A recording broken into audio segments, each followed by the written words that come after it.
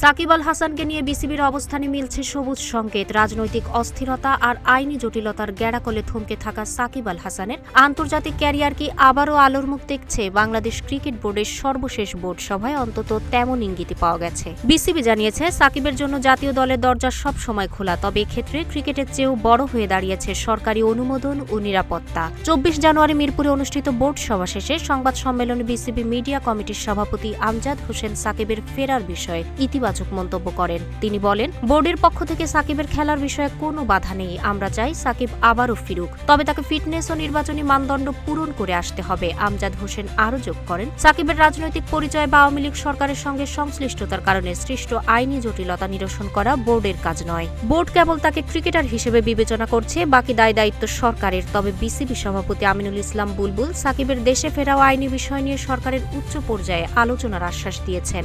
ঘোষণায় সবুজ সংকেত এলেও সিদ্ধান্তে এখনো ধোঁয়াশা কাটেনি, তাই সাকিব অধ্যায় এখনো অমীমাংসিত।